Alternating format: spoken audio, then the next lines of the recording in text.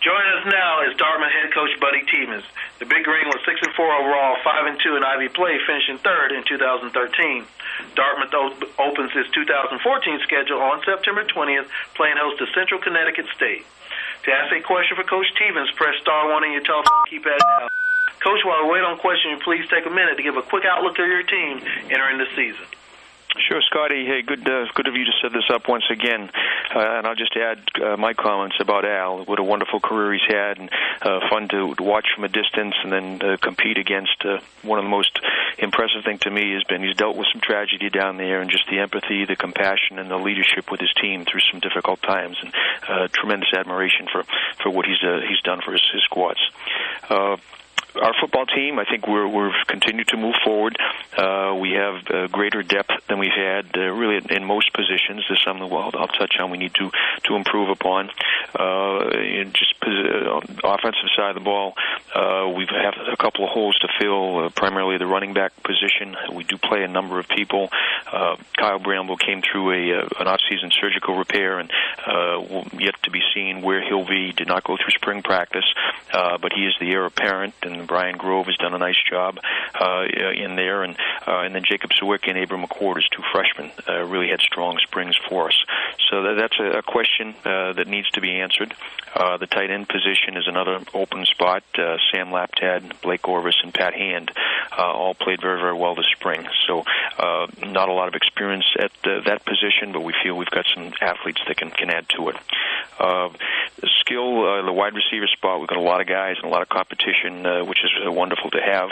Ryan McManus will be back with us, and Ryan had a injury that he missed the better part of the season last year. He's recouped, and we're excited to have him back, joining Bo Patterson, who had a fine year for us. And there's a list of wide receivers that can compete.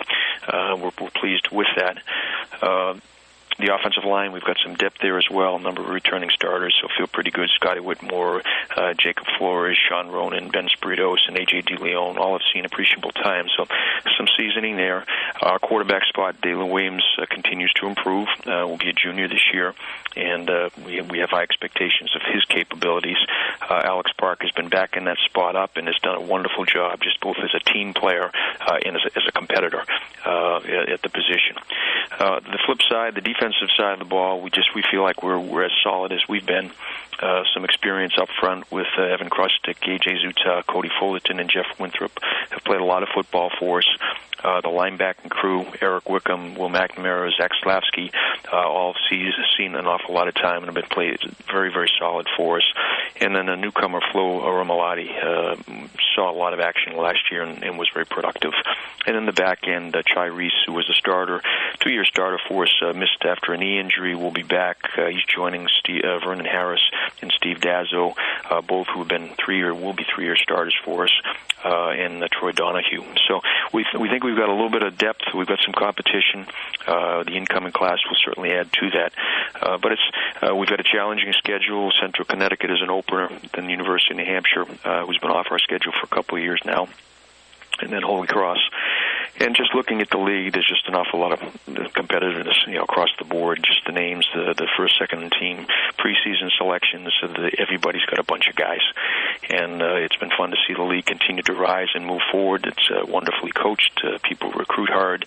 I think there's a greater awareness of the talent level of the Ivy League, and that certainly resonates nationally as we're getting some top players from around the country. So it'll be a challenge, and we're looking forward to having our guys come back and get the 14 season underway. If you have a question for Coach Teevens, press *1 on your telephone keypad now. Coach, you got 3 questions queued up. We'll start with the first one from Bruce Wood from the Big Green Alert. Well, Buddy, I could probably ask you this eyeball to eyeball pretty soon, but the Ivy League Twitter seems to like these questions, so I will ask you on the phone a single area of greatest strength that you see on your team and the one biggest challenge area. And congratulations, by the way. I appreciate it. Probably our linebacking crew right now. We've got some depth, a number of guys that can play, and they were playing well last year. Some younger kids with experience. Certainly lost a real good pair, but due to some injuries, a lot of young guys saw some time. So I'm very impressed with the linebacking group as probably that focus area. That's your challenge. How about your strength area? Oh, yeah, no, that was my strength. My challenge, I get you backwards there, Bruce. Yeah. And I should tell my guys, or people listening, my son was married this past weekend, so that was the congratulatory. Probably the challenge is the tight end position. We've employed a tight end in a variety of means and just don't have a guy that has taken a whole lot of snaps. And we're pleased with the athleticism and that we have. We have a number of young guys coming in, so there'll be open competition. But with Sam Laptad, whom I mentioned, Blake Orvis, and Pat Hand, I'd like to get an answer, a solid answer, coming out of preseason. Thank you very much. All right, thanks, Bruce. Coach, your next question is going to come from Greg Fennell from the Valley News. Morning, Buddy. Hey, Greg. The paper today, a lengthy interview with Harry Sheehy, the athletic director, and among the many interesting things he had to say, one that kind of caught my attention was that he's not satisfied from an athletic department standpoint just getting 1 or 2 Ivy League titles in an academic year. They're looking for 3, 4, 5 on a regular basis. I'm sure that's nothing new to you, but I'm curious how that affects you in terms of preparation, in terms of how you approach a football season, knowing that your boss is very intent on winning Ivy League championships. Well, that's it. We all are. So certainly no surprise. That's the goal of every football team that takes the field, and it's no different for us. So it's just we set out with the mindset that we're going to play the best football we can, and certainly a very competitive environment and competitive league, and look at the end of the year and when the dust settles. But I think we've got an opportunity to compete with people, and it's nice to be in a position to feel that way. One other thing, you noted some of your receiving and tight end options. Kirby Schoenthaler is getting a little bit of attention from the kick return standpoint. Is he going to factor into receiving plans? Is he healthy enough to factor in that? Yeah, no, McManus and Patterson, as I mentioned, Kirby's back as well, Jordan Array, who saw a bunch of time last year, Mark Carrier, who missed a better part of the season with an injury, Houston Brown and Victor Williams. So they're all guys that have played, can play, so there's great competition, and as a number of the coaches have mentioned, that just makes everybody better when there's someone chasing you. And but Kirby does have the capabilities as a kick return guy, and Bo Patterson and Ryan McManus as punt return people, and we feel pretty good there. And I should mention our kicking game, which was a little bit of a challenge a year ago with Alex Gackenheimer and Riley Lyons competing. We think we'll be stronger there, and then Ben Kepley comes back as a solid punter for us. Thank you. Thanks, Greg. Coach, your next question is going to come from Tyler Tynes with the Philadelphia Daily News. Hey, Hi, Coach, how are you? Thanks, man. Coach, when you guys hold on one second. I'm sorry, I lost my question. Okay, when you guys played Penn, it was a 4 overtime thriller. 12,000 people came. It was an incredible atmosphere. I guess when Coach Bagnoli kind of upped you and won that game, did that say anything to you about his skill set as a veteran in the Ivy League at all? Well, just certainly about he's been through a lot of stuff, but the way that he prepares his team, and that's they made a play, blocked the field goal, with no time remaining, and they had to make that play. We had to make the play, and they did, and we didn't. And then to go on, and it was just it's Al. They're tough kids. They're well coached kids. They play hard. They play 60 minutes of football and then some. So it was anytime you line up against Al, you know what you're going to get, and it's consistency through the course of time, and certainly that's the reason for the success he's had. But again, just the admiration for the things he does, certainly on the field, but also what he's done off the field. Thank you. Thanks, Tyler. Coach, your next question is going to come from Craig Haley for the Sports Network. Hi, Coach. Hope you're doing well. All right, Craig. When a program starts to maintain success, the kind you've had in recent years, and outside people take notice, a third place prediction in the poll is quite nice. How do you address that in the program, or just how do you sense a change among players knowing there's more expectations?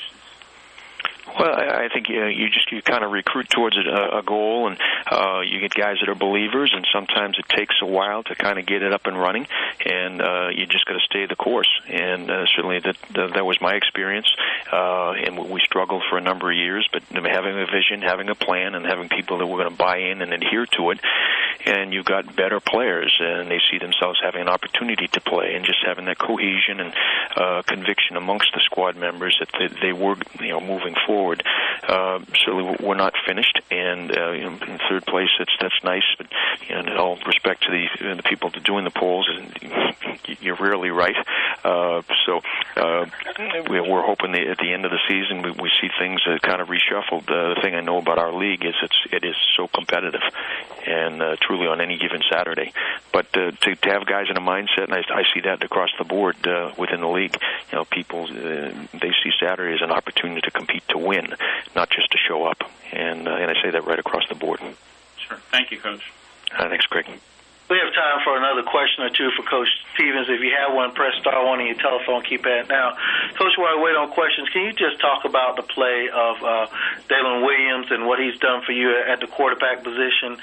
He's become one of the top dual-threat quarterbacks, not only in the league, but gotten some recognition around the country. Can you just talk about having his element as your quarterback and what it's going to mean for your team this coming season? Yeah, he continues to grow and improve.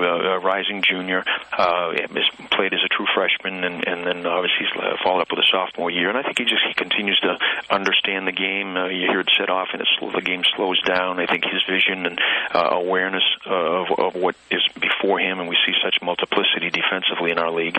But also I think his leadership skills continue to improve and grow. And he's multi-dimensional, where he can hurt you with his feet, he can hurt you with his throwing abilities, and the ad lib. You break it down, you think you got a shot at him, all of a sudden he's off and running, he finds a receiver and makes a play. So it's nice to have a guy like that. But certainly he knows, and we appreciate. You got to surround it with solid people protecting. You've got to establish your run game. You need a core receivers that can open people up and be threats. And so it's been a collective effort, and he's certainly an element in that regard. Coach, you got a final question that's going to come from Bernie Corbett with Harvard Radio. Hi, Coach. How you doing? All right, Bernie. Well, probably the only guy that's old enough to remember you at Boston University. So, grizzled veteran aside, good to have you aboard. Well, thanks for calling. Absolutely. Question for you. Unique perspective that you have. You start in the Ivy League as a quarterback, obviously your playing days. You're well into your second tour of duty as a coach. As you look at the composition of the Ivy League 2014, what's the element maybe about the game, about the Ivy League game and the atmosphere, the culture of the Ivy League now, as opposed to as a player or as a coach your first time around, that maybe is a surprise to you at this point, or maybe strikes you most prominently? Well, I think the game has just evolved at all levels, and certainly the Ivy is no different. What was somewhat surprising, 10 years ago was just the specialization, where the dual sport athletes, you really never saw them anymore, and then the year-round training, the influx of strength training, innovations, expansion of facilities.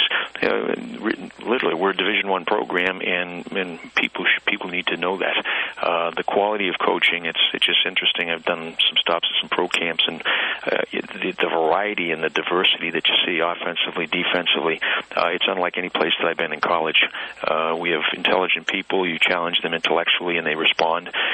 You have talented athletes, and it's important to them, to see the representation professionally and the guys that go each year and have an opportunity, but also have a degree to go with. So I think we're a well-kept secret, but the coaching that goes on at this level, I think it really is kind of a unique challenge, because you're managing people on a variety of fronts. Intellectually and academically, you're involved heavily by necessity with the classes and so forth. Certainly motivation as an athlete, development physically, the recruiting, which is nationwide, and just the volume of kids that we have to screen to put a team together. And it's a lot of folks are just not quite aware of that. But then the quality of the product on Saturday, it's as good as it gets, in my opinion.